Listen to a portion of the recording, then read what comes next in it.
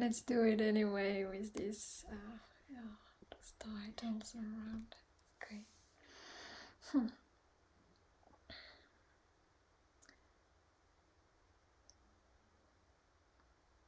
The fact that we identify with the body as myself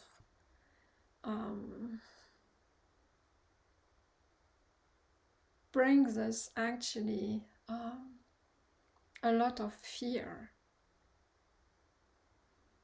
because we think that without the body we cannot exist. So if anything happens to the body, then we start to worry, right? But the body is decaying anyway. You cannot prevent that. When you are born, you know exactly what it implies, death. All right, but we live our lives like death is not there, like as if it will happen in 1,000 of years, or let's say, for people who are in their 40s, like 40 years ago, 4 decades, enough time, enough time for still believing that we are that body. And the fact that we identify with the body,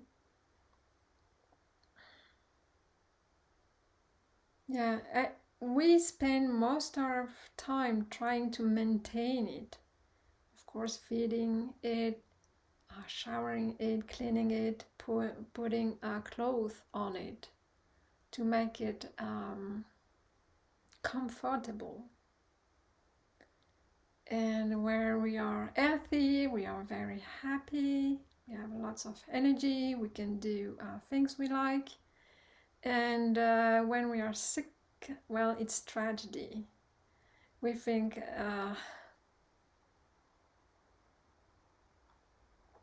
this is just the fear of death, and then that there are many things that we can no longer do. And because we identify with the body, this is also why we think that we are separate from others. That there is me in this body and other people, like an external world. But inquiry and clear understanding and the practice will bring you to the realization that body is an idea, and that you cannot be found in the body.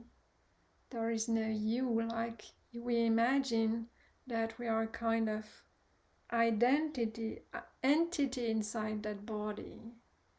But as soon as you start to inquire very deeply, not only intellectually, but also contemplating what the body is, then you start to realize that yourself can't be found anywhere.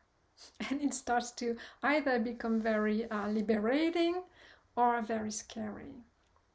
And this kind of realization or insight has actually to be brought over and over again until there is no longer a question about it.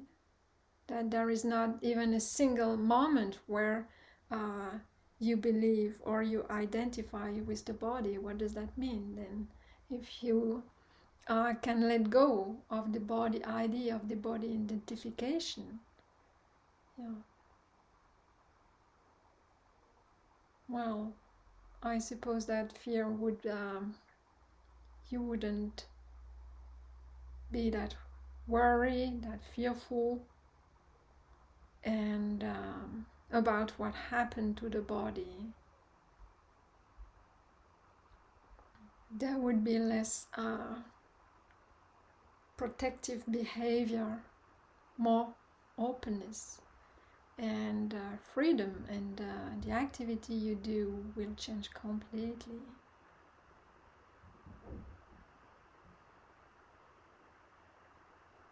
And once you realize that you're not your body, then also you would spend less time just pleasuring, trying to get pleasure through the senses, realizing that you are a consciousness, and to that consciousness that is immovable and timeless, then nothing can happen to consciousness.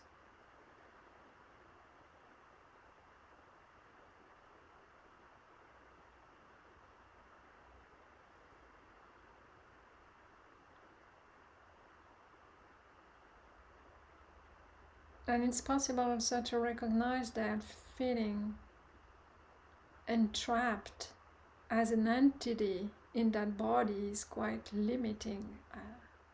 It's quite limiting. That doesn't mean that the body won't be sick again, and that there won't be pain anymore, but even the notion of sickness and health will not necessarily be thought of or conceived, or at least it won't be taken as something that shouldn't happen to me. Because when you face sickness, illness, chronic disease, for years and years of pain, why does it happen to me? Why is this pain here? Can I live a pain-free life? How unfair is that? We imply that things should be different, and therefore this mind state of wanting things to change already brings suffering.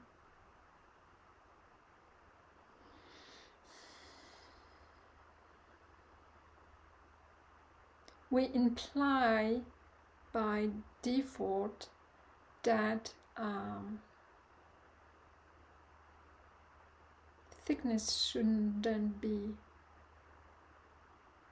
part of life. Or we know it intellectually, but as soon as it arrives, then we fight against it. Alright, so there is no problem getting a cure, of course. Then this is just a mindset around that.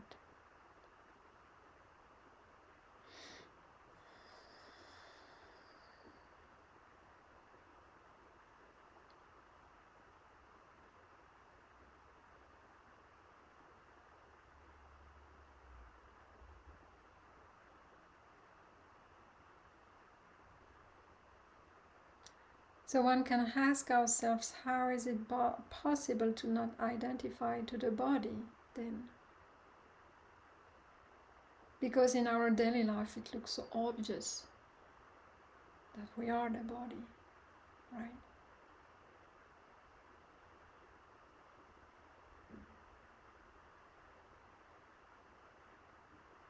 So inquiry, contemplation helps with that. You just put yourself in seclusion, in a meditative state, and just inquire, what is this body? And then do it over and over again, insight practice.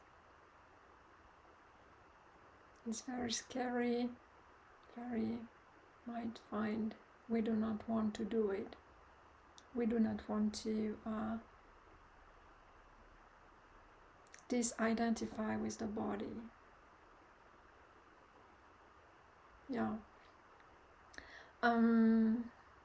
Last week I wanted to do a very special practice with you,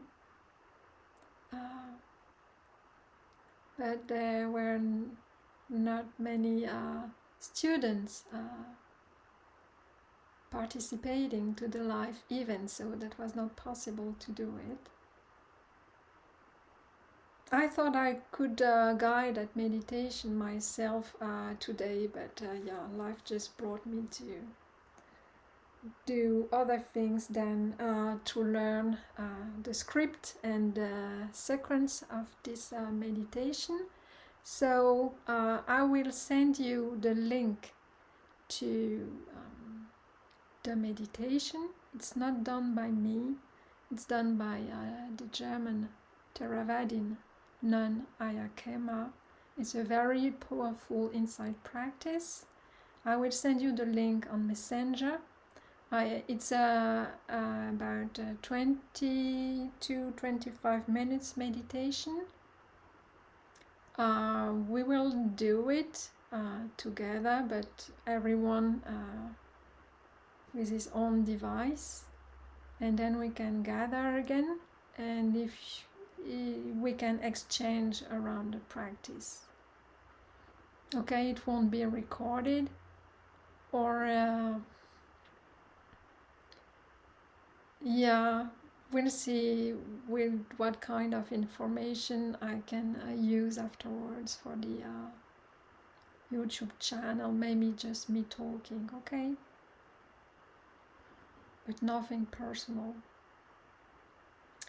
Alright, so I will send you right away the link. You can just do the practice by yourself, and then we can gather afterwards, okay? On Messenger I will send the link. It's for free.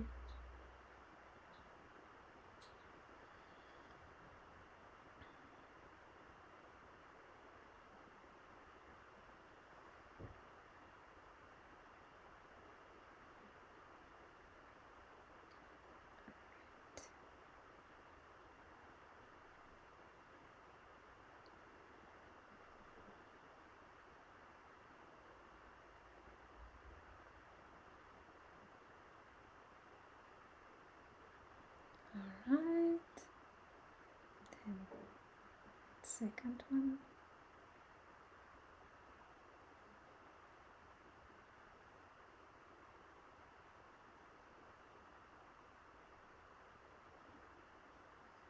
Right.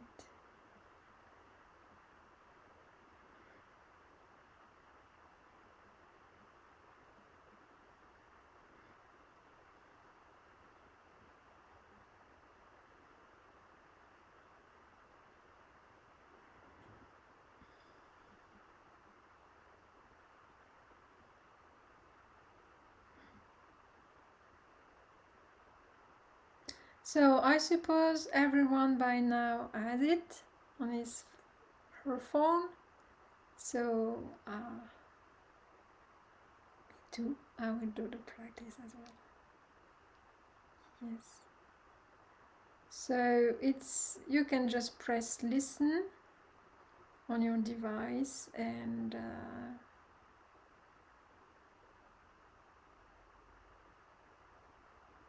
let's meet after that, okay? If you want to. Of course, there is nothing mandatory, okay? So see you soon.